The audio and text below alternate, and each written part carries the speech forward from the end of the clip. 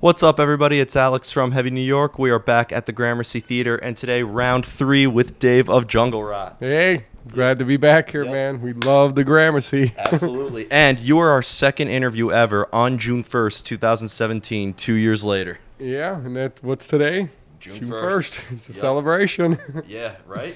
We're definitely celebrating. It's so awesome to have you here. The last time your self-titled record was either just coming out or just out. And now that it's been a year, how's the record cycle been for it thus far? We're still rolling. The wheel's still rolling. I mean, positive feedback. The best thing that I'm seeing now is that when we're playing the songs, the people are singing the words, and that means everything. They know the songs when we're pulling them out. I yell them out, and they're ready for them, man. I hear them screaming, and it feels good, man. Yeah. Do you prefer to play newer material when the record's been out for a while and it's been a little bit processed, or do you like to throw as many new songs into the set list as... I like playing the newer stuff myself, but the other guys fight to always throw some of the older ones in there just for the older fans. But I try to play more of the new ones because it's just funner for me, man. I think the new ones are the best ones, so I want to play the best songs. Yeah, of course. But you have so many albums out now, so it has to be harder just to put a set. It's very hard, man, especially when you got 40 minutes, 45 minutes. I mean, what do you pick? You just got to just grab out of the bucket and go with it. Yeah, you got to do a headliner in the city soon and just tackle every album. I would love to. We just got back from Europe last month, and it was our first time doing a headlining run, and we were actually playing for an hour and a half, man, and it felt really cool to play an hour and a half set, man, every night, man. It was really cool. Yeah. Absolutely. One question that I never really asked you before is when you're playing live, do you try to execute the material exactly how it sounds live on the album, or do you like to maybe throw in some little tricks here and there to make the live presence different? I try to make it exactly. The little tricks that I throw in would be on the holds, like hold them a little bit longer and try to just dramatically drag them out a little bit more to give it that liver feel, But I try to execute exactly. I want people to walk away saying they sounded just like the CD. Yeah. That's what my job is. Yeah. What the hell? Now, one thing I've forgot to mention last time is you have a new drummer, Spencer, and I met him on the tour that he did with you guys when he was with Demons Within. Does him allow to bring in some newer elements into the band? Yeah, he's a great drummer. We love him, man. I'm glad he's sticking with us, and yeah, he kind of does, but I think he plays exactly the way it is on the album, man. He's a real good drummer, and he patterns it perfect. Yeah, and that's pretty cool. Did you want him to bring a little bit of his own mix, or? He brought his style, just a little bit, but I think on the next one we're going to be recording with him, so we'll see more of what he's got. Yeah. Do you have any dance moves to go along with this soundtrack? I don't, man, but it's really starting to fuck this up. Nah, this mic will cancel that out, no problem. Okay. Yeah, I once did an interview. The first interview is while Morbid Angel was sound checking, and you were able to hear everything. Okay, cool. Yeah. Now, one question I was curious about is, being that now that you have so many albums out, you've been doing this for a while, do you have a formula in the songwriting process that you always stick with, or do you take a new approach to every album? We stick with what works, man.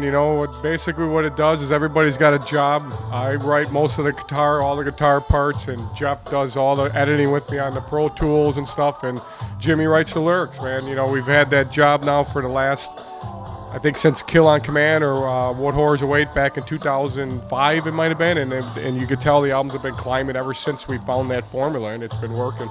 Yeah. Now, I've mentioned on the other 2 times I spoke with you playing with a variety of different bands, but, because the last 2 times I spoke to you, you're on more of like a thrash-oriented tour, but now you're playing with Deicide and Origin, pure death metal. Has the audience in this crowd been a little bit different than the other 2 times I spoke to you? It has, man. I think more the thrash was more of a younger scene, and then this one we could see is definitely an old-school scene, man. Yeah. It's definitely an old-school vibe coming out, man. Yeah, I can imagine. But Origin is still, they've been around for a while in the absence. You got some younger death metal fans. Yeah, there's a few coming out, but the old school's outnumbered. The old school's outnumbered? Us millennials are going to get kicked in the pit?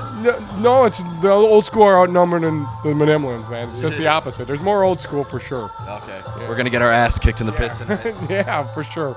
Yeah. Now, another question I was really curious about is because, we talked a little bit about the live presence. When you're playing this material live versus playing your instrument in a studio or practice space, is it a completely different ballgame? Yeah, I guess. We don't practice, though. That's the first thing. We never practice. Really?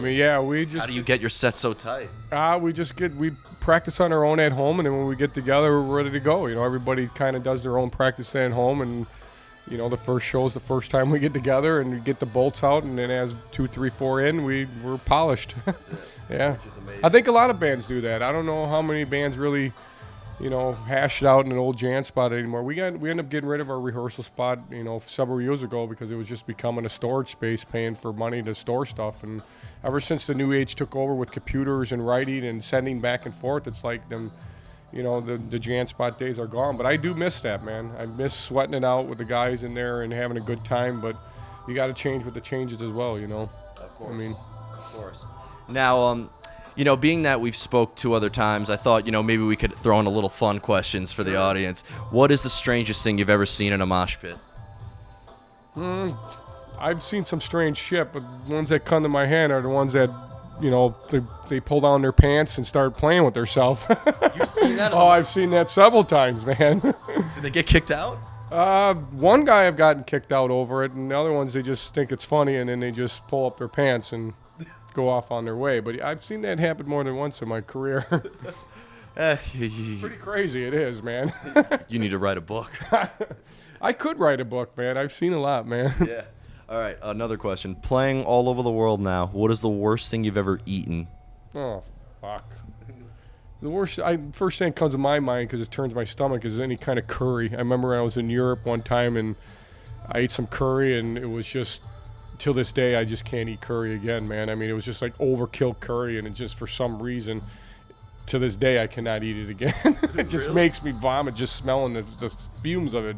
I mean, yeah, I just can't. I'm not into that, man. But that would be it, man. I mean, I'm more picky eating, man. I mean, the older you get, you kind of watch what you eat. I don't eat any junk food or shit anymore. And, if I can't identify it and know what it is, I don't eat it anymore. And the third question is, traveling through New York City, we've heard so many parking horror stories. What is the weirdest experience you've had playing in New York City in terms of, like, parking or driving or loading or all that jazz? Well, there's been several, man. I mean, when we first come here, we've sat here before for 4 hours, trying to find parking and waiting to get parking, and finally you score and get parking. And there's been several times, I know, when we first started playing here in Manhattan, that we couldn't even get out of the city. It would take us 5 hours to get out. We didn't even know how to get out, because when you're pulling a trailer, you can't go on the parkways, and the GPS is trying to tell you to go here, but they can't read the parkways. You can't go on them. They don't understand it. You have a trailer, and I remember several times just driving around for 4 or 5 hours trying to get out of the city, man, asking for help, and nobody cares. And let me ask you, because I've been hearing a lot of bands. I forgot what route it's take, but have you ever came across, like, through one of the tow booths, some lady going, "You can't bring your trailer"? Yeah. You've gotten that? Oh, yeah. Absolutely. I think that's because of the bombing or something, man. They just want, we get it all the time, man. But now we know how to get in here, man. We take the tunnel. I think that's the best way in, and we get right in, man. Yeah, the Lincoln Tunnel. Yep. That's the best way to go. Absolutely. Yeah. So before we go, it's always great talking to you, man. Is there just anything else with the self-titled record cycle you'd like to promote in terms of tours or new music or videos? Or we're going to be out, I think this is our last tour in North America for this year.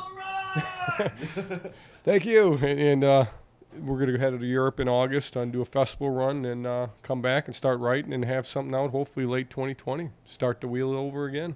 Oh, really? Looking forward to it. Yeah.